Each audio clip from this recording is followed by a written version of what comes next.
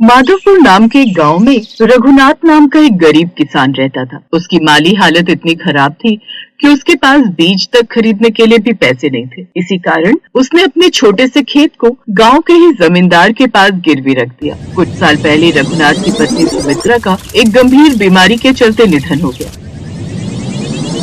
अब उसके घर में उसकी इकलौती बेटी सुपर्णा ही बची थी। सुपर्णा 10 साल की थी। उसे पढ़ने लिखने का बड़ा ही शौक था। रघुनाथ रद्दी वाले की पुरानी किताबें लाकर सुपर्णा को देता, जिसे वो बड़ा ही मन लगाकर पढ़ती। एक रोज एक महात्मा उनके घर आए और सुपर्णा की लगन देखकर बोले, बेटी, तुम माँ सरस्वती की पूजा किया करो। माँ सरस्वती विद्या की देवी है। जीवन के लक्ष्य को प्राप्त करने के लिए ज्ञान, बुद्धि और विवेक की आवश्यकता होती है। वो तुम्हें माँ सरस्वती के आशीर्वाद से ही मिल सकता है।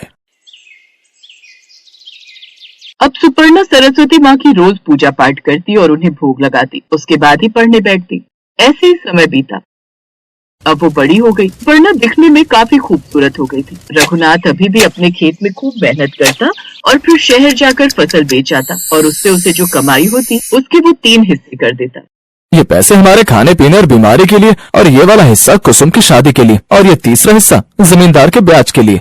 उसी दिन जमींदार रघुनाथ के घर आता है। अरे जमींदार साहब, आप इस वक्त यहाँ? मैं खुद ही आ रहा था शाम को आपके पैसे लौटाने। बाबा, खाना लगा दिया है। अरे ये तेरी बेटी है क्या? जी मालिक। ये तो कितनी बड़ी और खूबसूरत हो गई है। अच्छा ला, मेरा ब्याज दे।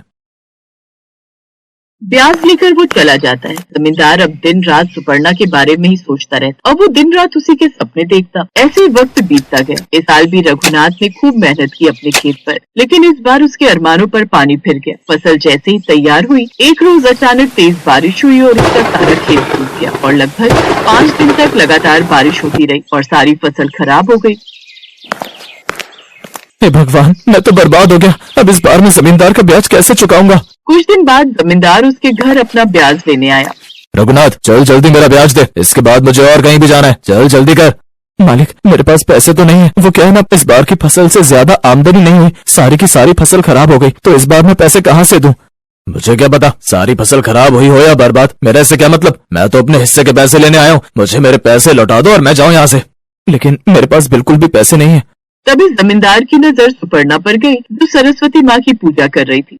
एक शर्त पर मैं तेरा सारा कर्ज माफ कर सकता हूँ, अगर तुम अपनी बेटी की शादी मुझसे करवा दो तो। ये आप कैसी बातें कर रहे हैं? मैं अपनी बेटी के साथ ऐसा नहीं कर सकता। मेरे साथ ये अन्याय मत कीजिए। चलो ठीक है, फिर तुम्हारे साथ इंसाफ करते हैं। मैं जमीन से 2 पत्थर उठाऊंगा, एक काला और एक सफेद, और दोनों उस घड़े में डालूंगा, और फिर सुपर्णा को बिना देखे एक पत्थर निकालना होगा। अगर काला पत्थर निकला तो सुपर्णा को मुझसे शादी करनी होगी और मैं तुम्हारा सारा कर्ज माफ कर दूंगा। लेकिन अगर सफेद पत्थर निकला तो सुपर्णा को मुझसे शादी नहीं करनी होगी और मैं तब भी तुम्हारा सारा कर्जा माफ कर दूंगा। अब उसके पास और कोई उपाय नहीं था, वो इसलिए मान गया। फिर सभी गांव वालों के सामने वो ऐसा करते हैं, लेकिन जमींदार बड़ा ही चालाक था। उसने चुपके से दोनों काले पत्थर ही उठाए और उसके अंदर डाल दिए, लेकिन सुपर्णा ने उसे ऐसा करते हुए देख लिया था। लेकिन फिर वो सोच में पड़ जाती है, अब मैं क्या करूं? अगर मैंने जमींदार का सबके सामने ला दिया तो बाबा को उनके पैसे देने पड़ जाएंगे, और अगर पत्थर उठाऊं तो मुझे इस बूढ़े से शादी करनी होगी। हे सरस्वती माँ, मेरी मदद करो, आपकी बच्ची मुसीबत में है। आंखें बंद कर वो माँ सरस्वती को याद करती है। तभी माँ सरस्वती उसके सर पर आकर बैठ गई। अब अचानक से उसकी बुद्धि तेज से चलने लगती है। फिर वो घड़े से एक पत्थर निकालती है, जिसके बाद वो अचानक से चक्कर खाकर नीचे गिर जाती है। अब उसके हाथ का काला पत्थर नीचे गिरे सफेद और काले पत्थरों में मिल जाता है। अरे क्या हुआ बेटी? कुछ नहीं बाबा, वो थोड़ा चक्कर आ गया था, लेकिन आप नाराज मत होइए जमींदार जी। अगर मैंने काला पत्थर उठाया होगा तो मैं आपसे जरूर शादी कर लूंगी। अभी पता चल जाएगा कि मैंने कौन सा पत्थर चुना था। आपने 2 पत्थर डाले थे ना, एक तो नीचे गिर गया, अब जो एक बचा होगा उसी से पता चल जाएगा। अब जमींदार समझ गया कि उसकी चाल उल्टी पड़ गई। सुपर्णा ने मटके से पत्थर निकाला तो वो काले रंग का था। ये देख रघुनाथ बहुत खुश होता है। सुपर्णा और रघुनाथ बहुत खुश हुए। उन्हें इतने पुराने कर्ज से छुटकारा जो मिल गया। सुपर्णा मन ही मन माँ सरस्वती का शुक्रिया अदा करती है। हे सरस्वती माँ, आपने मुझे सही रास्ता दिखाया, नहीं तो न जाने आज मेरे साथ कैसी अनहोनी हो जाती। सदा ऐसे ही मेरे साथ रहना। जय सरस्वती मैया की।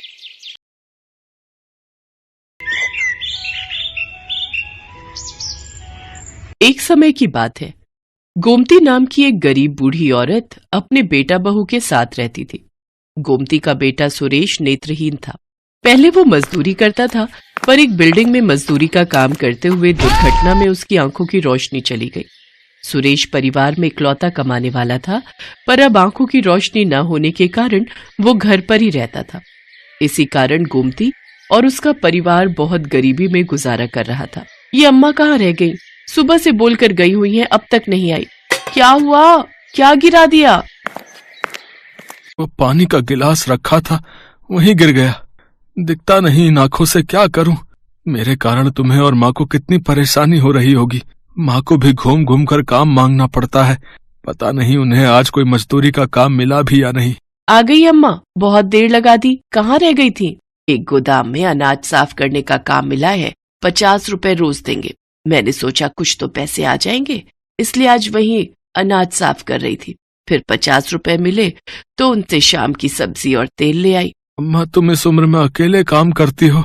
मैं सचमुच कितना बुरा हूँ जो इस उम्र में अपनी माँ से काम करवा रहा हूँ।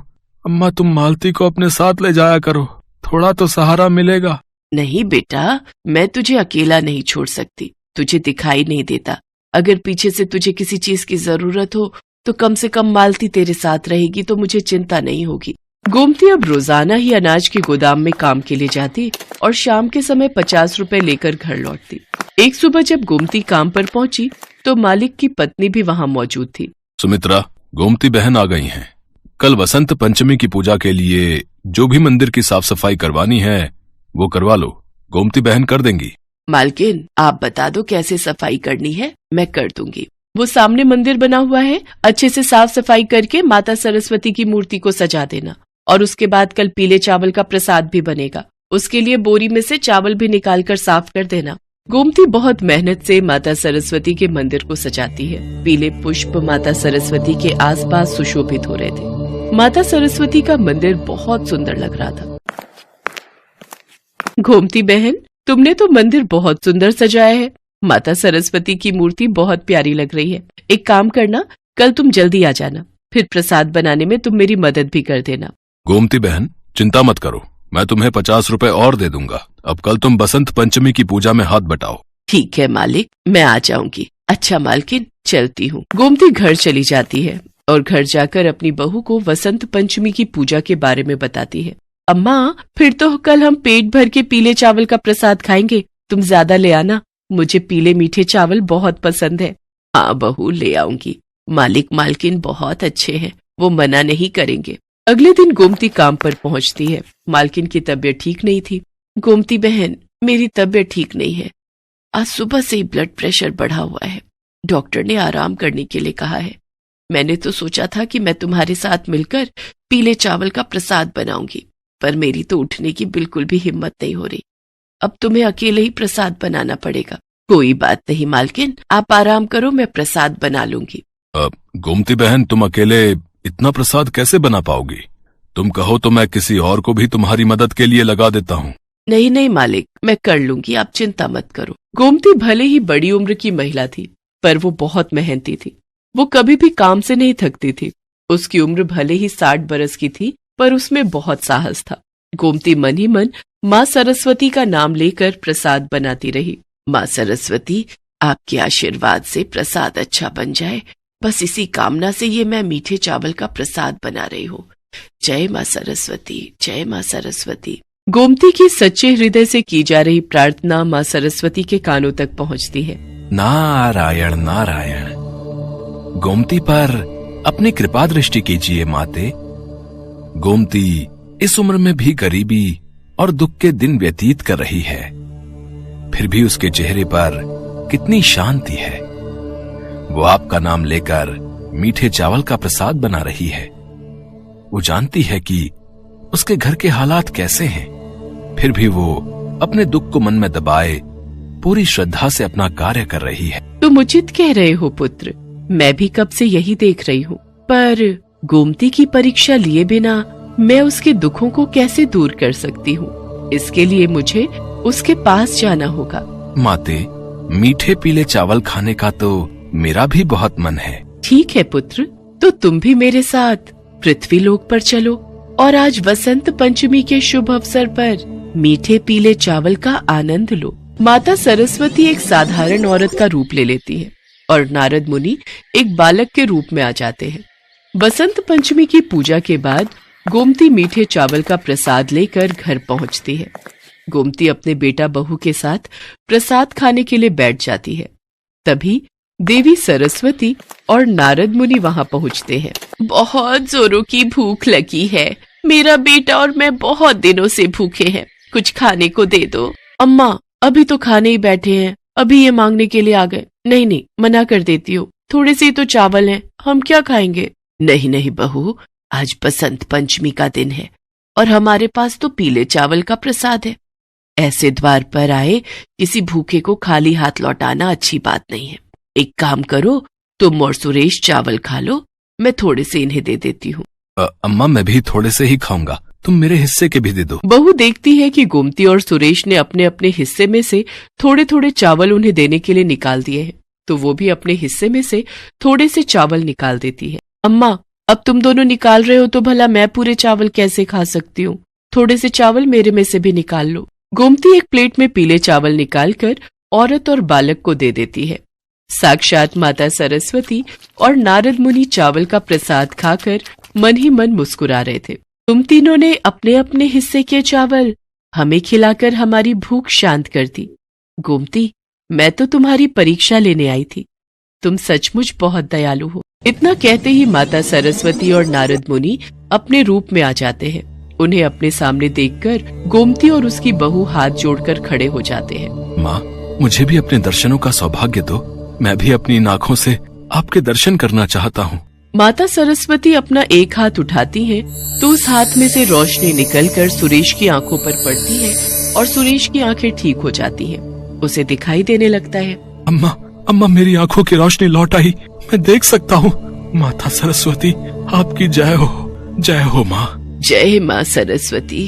माँ, आपके दर्शन करके मैं धन्य हो गई, मेरा जीवन सफल हो गया। तुमने मुझे सच्चे हृदय से याद किया था गोमती, और जो भी भक्त सच्चे हृदय से निस्वार्थ भावना से मुझे याद करते हैं, उन भक्तों पर मेरी कृपा सदैव बनी रहती है। अब तुम्हारे गरीबी के दिन दूर हो जाएंगे, तुम्हारे घर सुख समृद्धि का वास होगा।